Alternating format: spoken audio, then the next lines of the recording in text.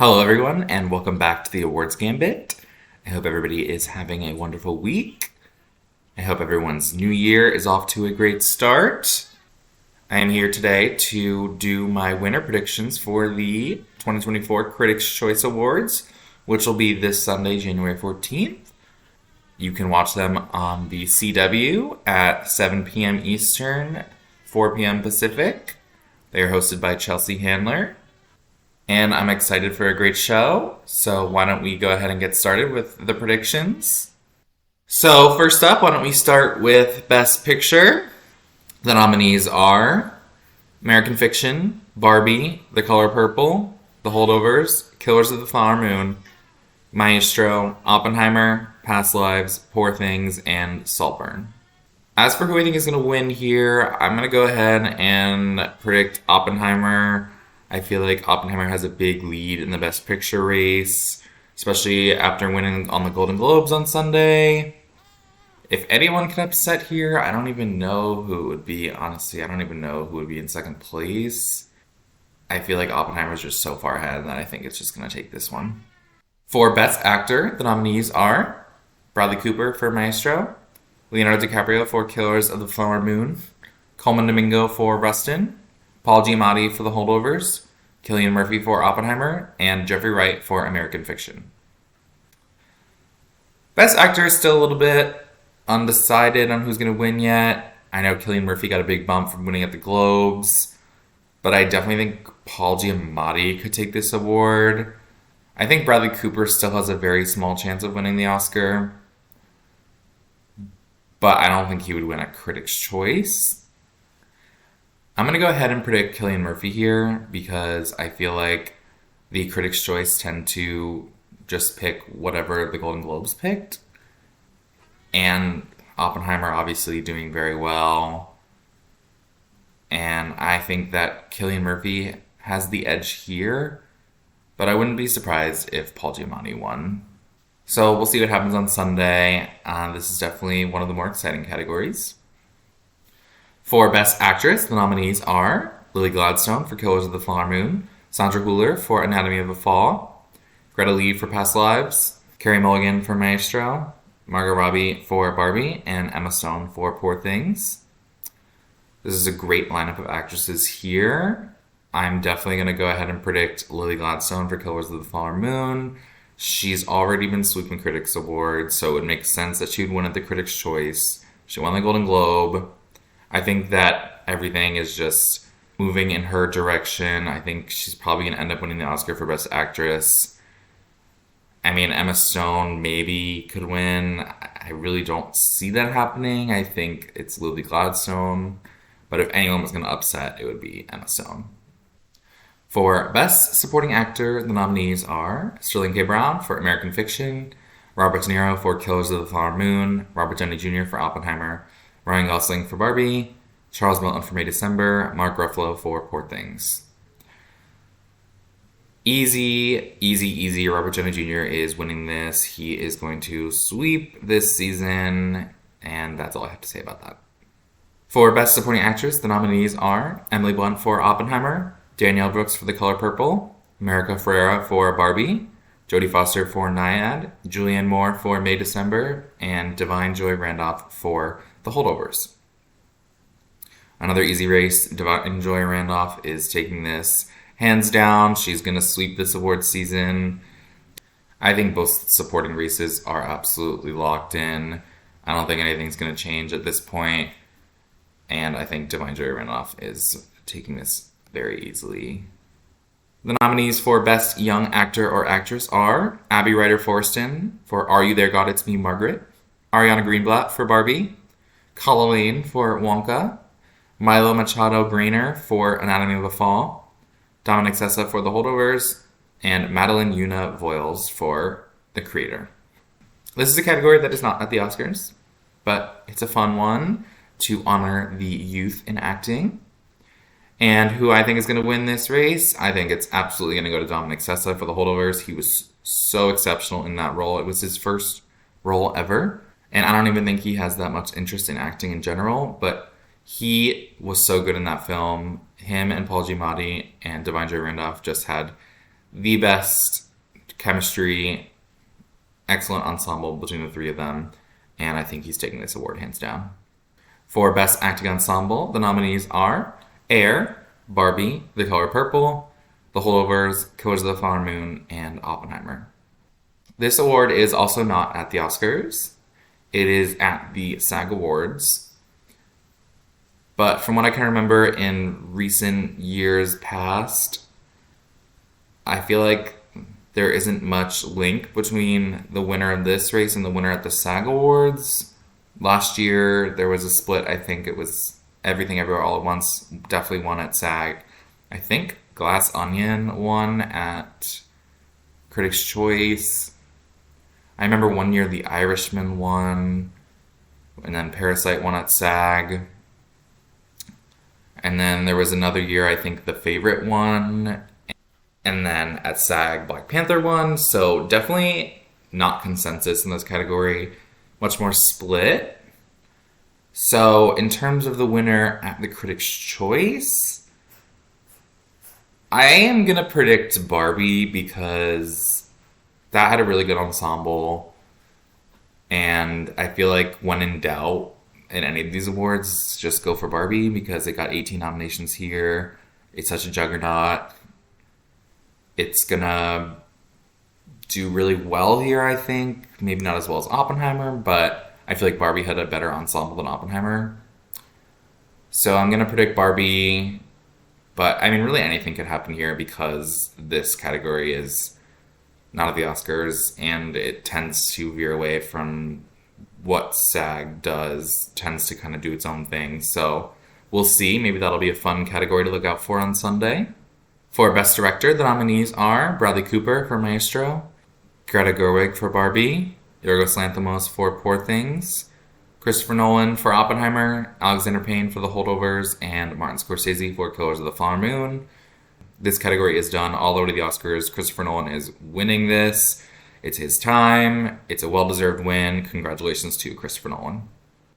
For Best Adapted Screenplay, the nominees are Are You There, God? It's Me, Margaret, All of Us Strangers, American Fiction, Poor Things, Oppenheimer, and Killers of the Flower Moon. So the screenplay categories are very interesting because in all the precursor awards, Barbie is in contention in original screenplay, which we'll get to when I go over original screenplay. But at the Oscars, they're going to be in adapted. It has been decided. So my point in this is that whatever winner we have for adapted screenplay here, there's that factor to consider that Barbie's going to be an adapted screenplay. So just a little caveat, screenplay categories are a little bit in flux, which is great. I love a good fluid category. So for this category, adapted screenplay, I'm just going to go with Oppenheimer because I think that because it's so up in the air, I think that it could just win in a sweep sort of style. If it's going to win Best Picture, it's going to win Best Director. Then I feel like it could just take screenplay along with it. And so that's my prediction that Oppenheimer will win adapted screenplay. For Best Original Screenplay, the nominees are May December, Air, Maestro, Barbie, The Holdovers, and Past Lives. Going back to what I just said about Barbie, as you can see, it's here for Best Original Screenplay. It will not be there for the Oscars. I think that Barbie is not going to win this category. And the reason I say that is because in the past, the Critics' Choice tend to want to be predictors of the Oscars. I don't think it's going to predict Barbie because Barbie can't win this category at the Oscars. So I think it's probably going to go for something else. And I'm going to go with Past Lives because Past Lives was such a good screenplay. It's such a little indie movie. I think it's going to be like The Woman Talking of this year, and it's going to get Best Screenplay nomination at the Oscars and Best Picture nomination. It's going to get those two, and then it's going to win Best Screenplay. Because ever since Barbie left the original screenplay category, this race has been up in the air. And I just feel like Past Lives is going to win, and it's a well-deserved winner because that movie, everything about that movie was so good. The screenplay just broke my heart. An interesting omission in this category is Anatomy of a Fall, who just won at the Golden Globes. So that's something to consider when, thinking about the Oscars. But I'm predicting Past Lives for now. But I think the for the Oscars, it's between Past Lives, The Holdovers, and Anatomy of a Fall. For Best Cinematography, the nominees are Maestro, Barbie, Killers of the Flower Moon, Poor Things, Saltburn, and Oppenheimer. Love to see Saltburn here. Great movie, great cinematography. But I think this one's going to Oppenheimer. Everything about that movie visually was stunning. Cinematography, impeccable. I think that Oppenheimer is going to win this category here and at the Oscars. For Best Production Design, the nominees are Saltburn, Oppenheimer, Killers of the Flower Moon, Barbie, Poor Things, and Asteroid City. I've said this since the movie came out in July. I think Barbie is winning this award. The production design of that film is insane. The houses, the Mattel office, everything was quite beautiful to look at. I think its biggest competition is probably Poor Things. That also had really cool production design. But, Barbie 18 nominations. It's Barbie. I think it's going to win Best Production Design here. For Best Editing, the nominees are Air, Barbie, Oppenheimer, Poor Things, Killers of the Flower Moon, and Maestro. I think Oppenheimer's going to win this one too. I think that it's going to win at the Oscars. That movie was 3 hours long, and its pacing was absolutely excellent. It was fast when it needed to be fast. It was slow when it needed to be slow. And yeah, Best Editing, Oppenheimer. Not much else to say. For Best Costume Design, the nominees are Barbie, Wonka, The Color Purple, Poor Things, Killers of the Flower Moon, and Napoleon. I'm going to go with Barbie for this one too. Jacqueline Duran is a very famous costume designer. She is an Oscar winner. She's won 2 Oscars for costume design for Anna Karenina and Little Woman more recently. I think Barbie's costumes were so awesome. They even highlight them in that scene where they put all the costumes in the air and they say what they're called. And if you think about like Ken's fur coat, all their beach outfits, all the different occupations they dress for, the cowboy outfits that they change into when they go to the real world. I mean, it's just outfits after outfits after outfits, and they're all so great. So Barbie's winning this. That's my pick. For Best Hair and Makeup, the nominees are Barbie, The Color Purple, Maestro, Oppenheimer, Poor Things, and Priscilla. Great to see Priscilla somewhere. That movie had some really iconic hairstyling for Kaylee Spaney. I'm predicting Maestro for here. I think that's going to be Maestro's one win across the season. It's going to sweep the hair and makeup categories everywhere. Every year, all the award shows tend to go with the movie with the most prosthetics for transforming real life people. And this year, it's going to be recognizing Maestro for transforming Bradley Cooper into Leonard Bernstein and Carey Mulligan into his wife, Felicia. For Best Visual Effects, the nominees are The Creator, Guardians of the Galaxy Volume 3, Mission Impossible Dead Reckoning Part 1, Oppenheimer, Poor Things, and Spider-Man Across the Spider-Verse. This category is tough because I want to pick Oppenheimer, but it didn't make the short list at the Oscars, which was kind of crazy. My gut says to pick The Creator. I don't know much about that movie, but I know that that made the Oscar shortlist. I feel like I've seen that on a lot of lists for visual effects. That's just the one that's sticking out to me here, and that's what I'm going to pick for this category. For Best Comedy, the nominees are American Fiction, Barbie, Bottoms, The Holdovers, No Hard Feelings, and Poor Things. Now, sometimes the Critics' Choice likes to do their own thing in this category too, just like in Ensemble. So for that reason, I'm not confident in my pick, but I'm just gonna go with Barbie. Just when in doubt, go for Barbie. It was a great comedy. It was very funny. It's got 18 nominations here. I think that it makes the most sense if that were to win. For Best Animated Film, the nominees are The Boy and the Heron, Elemental, Nimona, Spider-Man Across the Spider-Verse, Teenage Mutant Ninja Turtles, Mutant Mayhem, and Wish. Now, I think that this race will come down to Spider-Man Across the Spider-Verse and The Boy and the Heron. All the way up until the Oscars, it's definitely between those two. The Boy and the Heron just won the Golden Globes, and I feel like the Critics' Choice like to do whatever the Golden Globes did, but I don't see it going for an international movie like The Boy and the Heron.